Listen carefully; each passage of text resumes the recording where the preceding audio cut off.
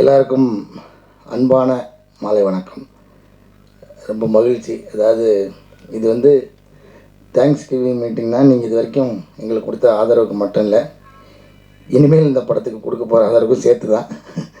ஏன்னா இந்த படம் இன்னும் தியேட்டரில் நல்லா அதோட பர்ஃபார்மன்ஸ் பண்ணிக்கிட்டு இருக்குது. அது நீங்கள் இன்னும் எப்படி இது வரைக்கும் வந்ததுக்கு உங்களோட பங்கு எப்படி இருந்துச்சோ அதே மாதிரி திரும்பவும் தொடரணும் அப்படிங்கிறது தான் இந்த தேங்க்ஸ் கிவிங் மீட்டிங்கோட இதுவும் நினச்சிக்கிறேன் நான். ஏன்னா இது வந்து எனக்கு ஒரு நம்பிக்கை இருக்குது, இன்னும் ஒரு நம்பர் என்ன சார் வரும்னு. முதல்ல இந்த வாய்ப்பு கொடுத்த டைரக்டருக்கு நன்றி.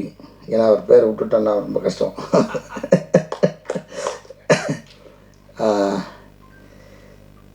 அப்புறம் ஃபஸ்ட்டு வந்து இந்த படம் ஆரம்பிக்கும் போது நான் கொஞ்சம் போர் அடிச்சேன்னா இன்றைக்கி ஒரு நாள் அட்ஜஸ்ட் பண்ணிக்கங்க, வேறு வழி இல்லை. இன்றைக்கி ஷூட்டிங் லீவ் போட்டு தான் வந்திருக்கேன். மற்ற படத்துலலாம் எஸ்கேப் ஆகிடுவேன், இதில் விட மாட்டேன்ட்டாங்க, கண்டிப்பாக வந்தே ஆகணும்னு சொன்னதுனால. ஃபஸ்ட்டு அபிஷேக் ராஜா, அவர் மூலமாக தான் எனக்கு டைரக்டர் தெரியும், அங்கேருந்து தான் ஆரம்பிக்குது. ஸோ அபிஷேக் ஒரு நாள் கதை கேட்க சொல்லி அது ஏற்கனவே சொல்லிட்டேன் நினைக்கிறேன். அந்த கதையை கேட்டுட்டு அதுக்கப்புறம் கதையை கேட்குறதுக்கு முன்னாடி முதல்ல டைரக்டரை பற்றி சொன்னார், அப்புறம் அந்த கதையை பற்றி சொன்னார், அந்த கதாபாத்திரத்தை பற்றி சொன்னார். அது எங்கள் அப்பா மாதிரியே இருந்துச்சு. சரி, இதோட நமக்கு ஒரு நல்ல வாய்ப்பு இது கிடைக்க போகிறதில்ல, நம்ம அவர் கூட வாழ்ந்ததுக்கு அவராக வாழறதுக்கு ட்ரை பண்ணணும் அப்படின்னு சொல்லி இதுதான் அந்த ரோல் பண்ண முடிஞ்சது. நெருக்கமாக இன்றைக்கி எல்லோரும் இல்லை, இந்த படம் சம்மந்தமாக எந்த மேடையிலையும் எங்கேயுமே வந்து நான் வந்து அழுதுடவே கூடாதுன்றதில் ரொம்ப கான்சியஸாக இருந்தேன். இது இப்போ வரைக்கும் மெயின்டைன் பண்ணிட்டேன், இனிமேல் மெயின்டைன் பண்ண நினைக்கிறேன். ஏன்னா இது ஆடியன்ஸ் வந்து பயங்கரமாக உள்ள இதை ஊடுருவி பார்த்தாங்கன்றதை நான் வந்து தேட்டருக்குள்ளே நாங்கள் போகும்போது பார்த்தோம்.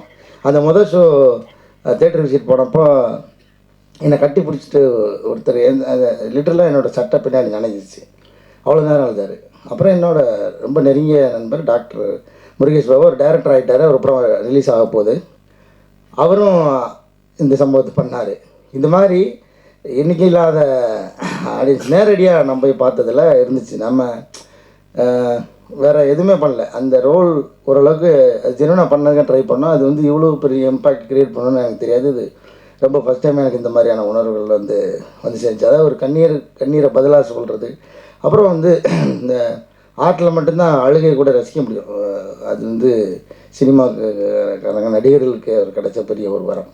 வேறு எந்த ஒரு துறையிலையும் ஒருத்தர் அழுகிறத ரசிக்க முடியாது, இதில் மட்டும் ரசிக்க முடியும். அது வந்து எனக்கு கிடைச்ச ஒரு பெரிய, எல்லோரும் கேட்பாங்க உங்களுக்கு மறக்க முடியாத பாராட்டுதுன்னு. இந்த படத்தில் கிடைச்ச அந்த நேரடி அந்த கண்ணீர் மல்க பாராட்டெல்லாம் இருக்குல்ல, அது வாழ்க்கையிலே மறக்க மாட்டேன் நான். அப்புறம் ஈபி, இந்த படத்தை 2 ஈபி வந்து ஒரு மாட்டு வண்டிக்கு எப்படி 2 மாடோ மோனிகா, அதுக்காக அவங்க மாடுன்னு சொல்கிறேன், தப்பாக நினச்சிக்காதீங்க. ஷான் மோனிகா 2 பேரும் தான் அந்த வண்டியை கட்டி இழுத்துட்டு போனாங்க. அவங்களோட உழைப்பு மாடு மாதிரி இருந்தது. அதாவது மாடை சாதாரணமாக இடம் போடக்கூடாது, மனிதர்களோட வந்து பல காலமாக பல தொன்று தொட்டு வரலாற்று சிறப்பு மிக்கது. மனிதர்களோடு சேர்ந்து மனிதர்களோட வயிற்று பசி ஆறுறதுல ஆரம்பித்து இன்றைக்கி வரைக்கும் மானோட உழைப்பு வந்து தவிர்க்க முடியாதது. அந்த மாதிரியான ஒரு உழைப்பு நீங்கள் கொடுத்துருந்தீங்க, உங்கள் 2 பேருக்கும் ரொம்ப நன்றி. அப்புறம் வந்து எல்லா இடத்துலையுமே அவர் மறந்துடுறோம் ரூபன், ஏன்னா அவர் பின்னாடி இருந்து ஒர்க் பண்ணதுனால அவர் முகமே தெரிய மாட்டேங்குது. ஆனால் காதில் அவரோட ஒர்க்கு கேட்டுக்கிட்டே இருக்குது.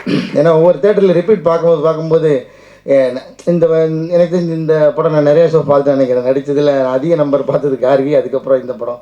போகிற ஷோலாம் அந்த ரிசல்ட்டுக்காக மட்டும் போய் லாஸ்ட்டில் எட்டி பார்க்காம முழு படமும் உட்காந்து பார்த்தோம். ஒரு மாதிரி நல்ல எக்ஸ்பீரியன்ஸாக இருந்துச்சு. ரூபன் வந்து எவ்வளோ நுணுக்கமாக வேலை பார்த்துருக்காருன்றது நம்ம வந்து அது திரும்ப பார்க்கும்போது தான் தெரியுது. அது எப்படி கதையோட ஒன்றி இருந்ததுனால நமக்கு முதல் தடவை அவ்வளோவா என்னால் கவனிக்க முடியல. திரும்ப பார்க்கும்போது தான் தனித்தனியாக அவங்க வேலையெல்லாம் வந்து ரொம்ப சிறப்பாக தெரிஞ்சுது. ரூபன் இந்த நேரத்தில் ஒரு மனமார்ந்த நன்றி தெரிவிச்சுக்கிறேன். அப்புறம் மியூசிக் பாலசாரங்கன், இன்றைக்கும் என்னோடய இன்ஸ்டாகிராமில் நிறைய பேர் கொலாப் பண்ணி விடுறாங்க. அதில் பெண்களோட கமெண்ட் எல்லாமே பாலசாரங்கனுக்கு மட்டும் குறிப்பாக 2 வரி சேர்த்து வருது. அதுக்கப்புறம் தான் தெரியுது இவங்க எல்லாம் அவரோட கேர்ள் ஃப்ரெண்ட்ஸு. பிரியா நல்லா கவனிச்சுக்க, நிறைய வந்துட்டுருக்கு. நான் வேறு ரெஃபரன்ஸ் எடுத்து வச்சுருக்கேன். ஆமாம் பல அனுப்பிச்சிட்றேன், பிரியாவுக்கு அனுப்பிச்சிட்றேன். என்னோடய ஒர்க்கு அபாரமானது.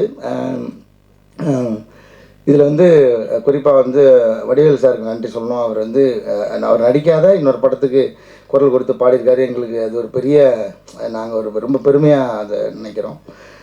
அப்புறம் வந்து ஸ்னேகன் சார், லிரிக்ஸ் எழுதின ஸ்னேகன் சார், அப்புறம் வந்து எஸ்பி சரண் சார், அப்புறம் வந்து என்னோடய ரொம்ப ஃபேவரட்டான கேஜி இது விஜய் சார் அவர் வந்து உருகி பாடியிருந்தார் அந்த பாட்டு.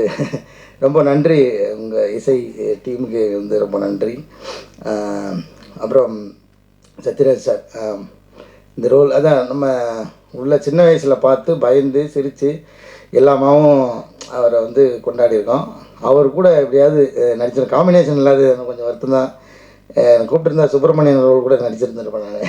எனக்கு அவ்வளோ பிடிக்கும். எனக்கு சுப்பிரமணியன் இந்த படத்தில் ரொம்ப ஃபேவரட்டான ஆக்டர் சுப்பிரமணியன். அவரை நான் வந்து நிறையா ஷூட்டிங்கில் பார்த்துருக்கேன். அவர் ஸ்க்ரீனில் அவரோட ப்ரெசன்ஸை நான் பார்த்ததில்லை. இந்த படத்தை சார் இதுக்காக ரொம்ப நன்றி சார். எனக்கு அந்த பாட்டிக்கு அந்த ரோல் கொடுத்ததுக்காகவும் இவர் சுப்பிரமணியன் அந்த ரோல் கொடுத்ததுக்காகவும் உங்களுக்கு ரொம்ப ரொம்ப நன்றி சார். ஏன் சார்பில் சாரி அவங்க சார்பில் நான் நன்றி தெரிவிச்சுக்கிறேன் சார். சத்யராஜ் சாருக்கு இந்த இடத்துல ரொம்ப ரொம்ப நன்றி. அப்புறம் கோ ஆர்டிஸ்ட்டு லிஸ்ட்டு இப்போ ஞாபகம் இருக்குது ஷெல்லி. அவங்க வந்து அதை இப்போ சொன்ன மாதிரி கையில் புக்கோடு வந்துடுவாங்க. நமக்கு அதுவே பதட்டமாக இருக்கும். அவங்க என்ன ரொம்ப தரவாகிட்டாங்கன்னா நம்ம கொஞ்சம் கேப் விட்டோன்னா அவங்க அடித்து ஸ்கோர் பண்ணிடுவாங்களேன்ற பதட்டத்திலேயே தரவங்களோட நடிக்கிற மாதிரி இருக்கும். அவர் சொன்ன மாதிரி டைரக்டர் வந்து சொன்னார், நான் ஃபஸ்ட்டு அவங்களோட பழகாததுனால அவர்களை இறுக்கமாக இருந்தேன் அப்படின்ற மாதிரி சொன்னார். அப்புறம் வந்து ஃப்ளாஷ்பேக் அப்புறமா ஷூட் பண்ணும்போது ரொம்ப இயல்பாக இருந்துச்சு அப்படின்னு சொன்னார். ரொம்ப அவங்களோட அந்த கணவன் மனைவியோட அந்யோன்யத்தை பார்க்க முடிஞ்சுன்னு சொன்னார். கணவன் மனைவி அந்நியனும் இருக்கிற மாதிரி சீன் வச்சா தானே நீங்கள் பார்க்க முடியும். பட் எனிவே அவங்களோட ஒர்க் பண்ணது எனக்கு ரொம்ப ரொம்ப மகிழ்ச்சி. விஸ்வா வந்து பிகினர் மாதிரி இல்லாமல் ரொம்ப மெச்சோர்டாக ஆக்ட் பண்ணியிருக்கான். அவங்களுக்கு தெரியும் அந்த இயல்புத்தன்மையில் ரொம்ப அற்புதமாக நடிச்சிருக்கான். உன்னுடைய வளர்ச்சிக்கு என்னுடைய பாராட்டுகளும் நன்றியும். ரோஷினி அவங்க வந்து நடிக்கும்போது எனக்கு காம்பினேஷனாக கொஞ்சம் கம்மியாக தான் இருந்துச்சு. பட் அந்த எங்கள் அப்பா வந்து எங்கள் அக்காவை ஆக்சுவலாக அப்படி கூடுவார். நான் அந்த இதை வந்து அவர்கிட்ட டைரக்டர்கிட்ட கொஞ்சம் அடம்பிடிச்சி அந்த டேர்ம் வந்து உள்ளே வச்சுட்டேன். அந்த என்னடா பாப்பான்னு சொல்லி கூப்பிட்றது, அது வந்து பேர் சொல்லி கொடுக்க மாட்டார், அவர் அப்படி தான் கூப்பிடுவார். நான் ரோஷினியை பார்க்காம ரோஷினி தான் நடிக்க போகிறாங்கன்னு தெரியும். அவங்களை மீட் பண்ணாமலே அந்த ஃபோன் கட் சீன் அதெல்லாமே எடுத்தாச்சு. அது வந்து ரொம்ப இம்பேக்ட்ஃபுல்லாக ஆனதுக்கு காரணம் ரோஷினியோட அந்த பக்கத்தில் இருந்த பர்ஃபார்மன்ஸு. அது ரொம்ப நன்றி ரோஷினி உங்களோட பங்களிப்புக்கு இந்த படத்துக்கு. அப்புறம் வந்து அண்ணன் நாங்கள் வந்து ஏன் கவுண்டர் ஐயான்னு சொல்லுவேன்னா, 2-3 படம் நாங்கள் சேர்ந்து நடிச்சிருக்கோம். நீங்கள் என்ன வசனம் பேசினாலும் அதுக்கு ஒரு கவுண்டர் வச்சுக்கிட்டே இருப்பார். அந்த ஷார்ட்டு முடிகிறது அவர் மேலே தான் இருக்கணும். நீங்கள் விட்டு கொடுத்தா தான் உண்டு. ஏன்னா இப்படிக்கு அவர் தான் போடுவார். அந்த இப்படிக்கு போடுற வரைக்கும் சொல்லிக்கிட்டே இருப்பார். அதனால் நாங்கள் கடைசியில் விட்டு கொடுத்துருவோம். அதனால் கவுண்டர் ஏன்னு வந்து ஒரு சின்ன போர்ஷனாக இருந்தாலும் எங்களுக்காக வந்து எங்கள் கூட சேர்ந்து நடித்து கொடுத்துருக்காரு. ரொம்ப நன்றி ஐயா, மகிழ்ச்சி. அப்புறம் வந்து கோஆர்டிஸ்டில் வரட்ட ஆனந்த் சார், அவர் சொன்ன மாதிரி அவர் எக்ஸ்பீரியன்ஸுக்கு ரொம்ப அசால்ட்டாக பண்ணிட்டார். பண்ணும்போது எங்களுக்கு உண்மையிலே அந்த எனக்கு அது ஏன்னா ஒரு கேஷுவலாக ஒரு ஃப்ரெண்டு கூட நடிக்கிறார்ன்ற மாதிரி தான் விட்டுட்டேன். அப்புறமா அது எல்லோரும் கோட் பண்ணி திரும்ப பேசும்போது அந்த கெயில் கேரக்டரு அப்படி சும்மா அப்படி வந்தாலும் பயங்கரமாக ரொம்ப லைவாக இருந்துச்சு. அப்படிலாம் நிறைய பேர் சொல்லும்போது ரொம்ப மகிழ்ச்சியாக இருந்துச்சு சார். உங்களை அனுபவத்தை எங்கள் கூட ஷேர் பண்ணிக்கிட்டதுக்காக ரொம்ப நன்றி sir. Thank you so much sir. Kids sir இல்லை ஓகே குழந்தைகள், அந்த குழந்தைகளாம் நடித்தாங்க தனுஷ் கார்த்திக், அப்புறம் குட்டி பாப்பா அவள் பேர் என்ன சார், சாக்ஷிதா ஓகே. அவங்க எல்லாமே வந்து சூப்பராக கோஆப்ரேட் பண்ணாங்க. தனுஷ் கார்த்திக்லாம் கோஆப்ரேட் பண்ணல, எங்களை வச்சு செய்வான். ஆனால் அதுதான் அந்த கேரக்டருக்கு ரொம்ப பொருத்தமாக இருந்துச்சு. ஏன்னா அதை திரும்ப நான் ரெக்கலெக்ட் பண்ணி பார்க்குறதுக்கு அவனோட முகம் எனக்கு ரொம்ப உதவுச்சு. ஏன்னா ஃபோன் நோண்டிகிட்டே இருக்கும்போது சின்ன வயசில் டிவி கூட பார்க்க விடாமல் மேலே புரண்டிக்கிட்டு இருக்கிறவர் அந்த சுட்டி பையனை அவன் ரொம்ப அழகாக கண்ணுக்கு தெரிஞ்சான். அது அவனை நம்ம மிஸ் பண்ணுறோன்ற ஒரு ஃபீல் இருந்துச்சு. இவனை நேரில் பார்க்கும்போது அவனை கனெக்ட் பண்ணும்போது அந்த ஃபீல் ஆட்டோமேட்டிக்காக வந்துச்சு. ஸோ இதுக்கெல்லாம் ஒரு கேஸ்டிங் வந்து ரொம்ப முக்கியம் நினைக்கிறேன். நடிகர்களுக்கு இன்னும் மற்ற நடிகர்கள் கனெக்ட் பண்ணி நடிக்கிறதுக்கு அந்த கோ ஆர்டிஸ்ட்ன்றது ரொம்ப ரொம்ப முக்கியம் நினைக்கிறேன். சாம்ஸ் சார் இன்னும் வரல நினைக்கிறேன் இன்றைக்கி. ஆமாம், அவரும் நிறையா ஷேர் பண்ணிக்கிட்டார் அவரோட அனுபவங்களை. அவருக்கு ரொம்ப நன்றி. அப்புறம் நம்ம ஜார்ஜ் மரி அண்ணன் அவரெல்லாம் கண்டிப்பாக பிஸியாக இருப்பார், தோதிருக்காது. அவரோட நடிக்கும்போது தான் நான் வந்து பெரிய கிரைம் பண்ணிட்டேன். ஒரு நாள் 6 மணியே ஆயிடுச்சு. கிரேஸ் டைமில் ஷூட்டிங் பண்ணிகிட்ருக்கோம். அந்த டிரைவிங் கற்றுக்கிறதுல அது வந்து முடிக்கவே முடியல. அது எனக்கு ஒரு தடவை சிரிப்பு வந்துச்சுன்னா திரும்ப அந்த இடத்துல ரொட்டீனாக எத்தனை தடவை அந்த ஷாட் எடுத்தாலும் திரும்ப திரும்ப சிரிப்பு வரும். அது வந்து அடக்கவே முடியாமல் வந்துக்கிட்டே இருந்துச்சு. அப்புறம் ஒரு இடத்து போல் டைரக்டர் வந்து ரொம்ப பொறுமையிலேருந்து வந்து சொல்லிட்டாரு, சார் அவ்வளோதான் லைட் போக போகுது, இந்த ஒரு தடவை எடுத்துக்கலாம், சிரிக்காம இருங்க அப்படின்னு பல்ல கடிச்சிட்டு அந்த ஷார்ட் நடிச்சிட்டு வந்தோம். ஜார்ஜ் மரியானனுக்கு ரொம்ப நன்றி. மற்ற யாராவது விட்டுருந்தா கூட நடித்த எல்லாருக்குமே ரொம்ப ரொம்ப நன்றி. அப்புறம் வந்து எஸ்ஆர் பிரபு சார் முக்கியமான பங்கு. அதாவது இந்த அதான் காசு வச்சுருந்தால் படம் எடுத்துடலாம், நல்ல ரைட்டிங் திறமைசாலியாக இருந்து எழுதியிருந்தால் நல்ல படமும் நல்ல கதையாகவும் வந்துடும், டைரக்ஷனும் பண்ணிடலாம், எல்லாம் ஓகே எடுத்துடலாம், எல்லாமே நல்ல படமாகவே இருந்திருக்கும். ஆனால் அது மக்கள்கிட்ட போய் சேர்றதுக்கு வந்து முக்கியமான ஒரு காரணம் வந்து எஸ்ஆர் பிரபு சார். அது வந்து அந்த மாதிரியான ஒரு லேபிள் அடித்து ஒட்டும்போது தான் அந்த ப்ராடக்டே வந்து வேல்யூவாக மாறுது, இன்னும் கொஞ்சம் கூடுதுன்னு நினைக்கிறேன். ஸோ உள்ளே இருக்கிற அந்த பொருள் தரமாக இருந்தாலும் அது மேலே ஓட்டுற லேபிள் ரொம்ப முக்கியன்ற மாதிரி எஸ்ஆர் பிரபு சார் இந்த படத்தை வந்து ரிலீஸ் பண்ணதுக்காக எங்கள் டீம் சார்பாக நன்றி தெரிவிச்சுக்கிறோம். குகன் சார் ரொம்ப நன்றி சார். உங்களோட அந்த முதல் அந்த சொன்ன சொல்கிறது அந்த ஃபஸ்ட்டு இது இருக்குல்ல, அது நீங்கள் சொன்னது தான் டேரக்டர் அடிக்கடி சொல்லியிருப்பாரு. குகன் சாரோட ரியாக்ஷன்லேயே எனக்கு தெரிஞ்சிருச்சு இந்த படம் எப்படி வாங்கிடுவாங்க அப்படின்றது. அந்த மாதிரி நீங்கள் இந்த படத்தை ரிசீவ் பண்ணதுக்காக ரொம்ப நன்றி சார். ஜாக்கி சார் இதுக்கு முன்னாடி கார்கி ஒர்க் பண்ணார். அப்போ இந்த படம் கதை கேட்டு ஒரு நாள் எனக்கு ஃபோன் அடிச்சு கதை கேட்டுட்டு ஃபோன் அடிச்சார் நினைக்கிறேன். ஆமாம் ஆமாம், இந்த மாதிரி நான் தான் பண்ணுறேன் அப்படின்னாரு. எனக்கு ரொம்ப சந்தோஷமாக இருந்துச்சு. அவ்வளோ பிஸிலையும் அவ்வளோ பெரிய பெரிய படங்களுக்கு அந்த பெரிய முரட்டு படங்களுக்கு மத்தியிலையும் இந்த படத்துக்கு வந்து ரொம்ப ஆத்மார்த்தமாக வேலை பண்ணி கொடுத்த ஜாக்கி சாருக்கு வந்து ரொம்ப நன்றி.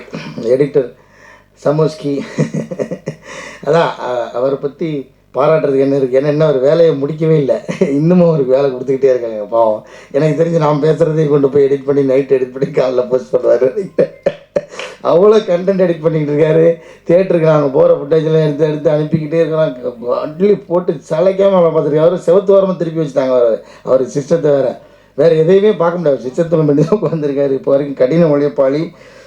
நீங்கள் வாங்கின சம்பளத்துக்கு மேலே தான் வேலை செஞ்சுருப்பீங்கன்னு நினைக்கிறேன். சதீஷ் உங்களுக்கு வாழ்த்துக்கள். ரொம்ப பெரிய இடம் இருக்குன்னு நினைக்கிறேன். நிறைய பேர் எடிட்டிங் வந்து கோட் பண்ணி சொன்னாங்க. அந்த வகையில் ரொம்ப மகிழ்ச்சி சதீஷ், நன்றி. அப்புறம் வந்து குழந்தைங்க நடித்தாங்க டிசைனர் நந்தினி, அவங்களையும் சொல்ல மறந்துட்டேன். ரொம்ப அதாவது அவங்களுக்கு ப்ரீவியஸாக ஒர்க் பண்ண படங்கள் எல்லாமே ரொம்ப பொருத்தமான ஒரு காஸ்டியூம் இருக்கும். அது எந்த வகையிலையும் இப்போ வந்து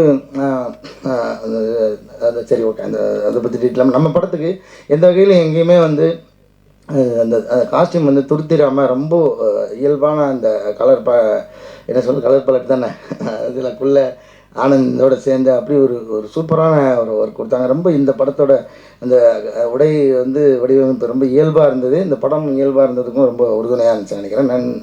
நந்தினிக்கு ரொம்ப நன்றி. இந்த இடத்துல ஹரி, நம்ம ஹரி இங்கே அவர் வரல நினைக்கிறேன்ல, ஆமாம் அவர் இபி ஹரி, அவரும் வந்து இந்த படத்துக்கு ஒரு முக்கியமான பில்லராக இருந்திருக்காரு. நிறையா ப்ராக்டிக்கலான சுச்சுவேஷனில் எங்களுக்கு ஷூட்டிங்கை நடத்தி கொடுத்தாரு, அவர்களுக்கும் ரொம்ப நன்றி.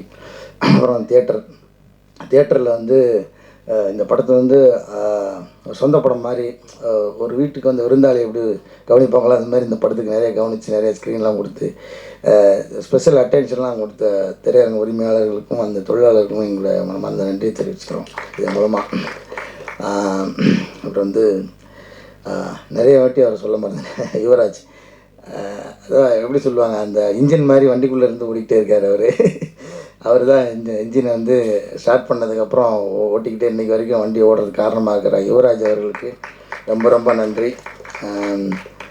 அப்புறம் டைரக்டர், ஆமாம் இது வந்து பெரிய நன்றியாக சொல்லணும், அதனால் கடைசியில் ஒரு கடை எழுதி வச்சுட்டேன். ஆனால் விட்டுறக்கூடாதுன்னு முதல்ல நன்றி சொன்னேன். அப்புறம் ரொம்ப நன்றி சார். எதுக்கு நன்றினா, நான் வந்து எனக்கு வாய்ப்பு கொடுத்தது அது எல்லாத்தையும் தாண்டி ஒரு நன்றி சொல்ல விரும்புகிறேன். ஏன்னா ஒரு சாதாரண மனுஷனுடைய வாழ்க்கையை படம் எடுக்கிறதுக்கு என்ன இருக்குது அப்படின்ற ஒரு கேள்வி இருக்குல்ல, அது ரொம்ப அதாவது நீங்கள் சொல்கிற மாதிரி அது முழுசாக அப்படியே என்னால் ஏற்றுக்க முடியல. ஏன்னா ஒரு சாதாரண மனுஷன்ன்றது நிறைய கதைகள் இருக்குது. ஆனால் இந்த கதையை சொன்னது இருக்குல்ல, இந்த கதையை சொன்ன விதம் இருக்குல்ல, அது ரொம்ப முக்கியமாக நான் பார்க்குறேன். ஏன்னா நான் தான் அந்த கதை கேட்டோடனே எங்கள் அப்பாவோட சட்டை வாசனை அடிச்சது எனக்கு. ஏன்னா அந்த ஸ்பரிசத்தில் ஒரு ஒரு கவிதையை மொழிபெயர்த்து அந்த மொழிபெயர்ப்பை படமாக்கின மாதிரி எனக்கு வந்து ஒரு ஃபீல் வந்துச்சு. ஏன்னா நம்ம ஒரு அப்பா வந்து அந்த டீனேஜ் ஆனதுக்கப்புறம் அந்த பசங்கிட்ட இருந்து அந்த விலகின அந்த ஸ்பரிசத்தை அவர் வந்து அந்த ஸ்பரிசத்துக்காக இயங்குறாரு. ஆனால் அதுக்காக எந்த காரணமும் கிடையாது, இவருக்கு அதுக்கு எந்த காரணமும் இல்லாமல் இருக்கார். ஸோ இப்படி அந்த கதாபாத்திரத்தோட தன்மையை சொன்னது இருக்குல்ல சார், அது வந்து சொல்கிற போது எனக்கு ஓகே, அதை வந்து நீங்கள் அந்த ஸ்க்ரீனில் கொண்டு வந்தது தான் சார். அதுக்காக முதல்ல நன்றி சார் உங்களுக்கு. இந்த மாதிரி படமும் எடுங்க சார். நீங்கள் ஹிஸ்டாரிக்கல் படம் எடுக்க போகிறீங்கன்னு கேள்விப்பட்டேன். அடுத்தது அதையும் எடுங்க. நடுவில் இப்படி படமும் நீங்கள் கண்டிப்பாக எடுக்கணும் சார். ஏன்னா இது மாதிரியான படம் நமக்கு ரொம்ப முக்கியம் சார். நம்ம எப்போ பார்த்தாலும் மலையாள படங்கள்னு சொல்லிக்கிட்டே நம்மளை வெறுப்பேற்றிக்கிட்டே இருக்காங்க. மலையாள படங்கள் மாதிரி நம்ம படம் வரலன்னு கோச்சிக்காதீங்க சொல்லி சும்மா ஒட்டு மொத்தமாக சொல்லலை. நிறைய அப்படி ஒரு பொதுவான வதந்தி ஒன்று இருக்குது, நான் இல்லைன்னு சொல்லலை. நான் மட்டுமா சொல்கிறது, இண்டஸ்ட்ரி ஃபுல்லாக எல்லாருமே சொல்லிட்டு இருக்காங்க. இப்போ ஒரு மலையாள படம் வந்திருக்கு பார்த்தியா, சரி இருக்கட்டும், அங்கேயே எல்லா படத்தையும் நீங்கள் பார்க்குறீங்களா அப்படின்னு வந்து அதை கேட்பேன். பட் எனக்கும் ரொம்ப மலையாள படங்கள் நிறையா பிடிக்கும். அதுலேருந்து நிறைய ரெஃபரன்ஸ் எல்லாம் நான் வந்து படம் பார்த்துருக்கேன், அதெல்லாம் இல்லைன்னு சொல்ல.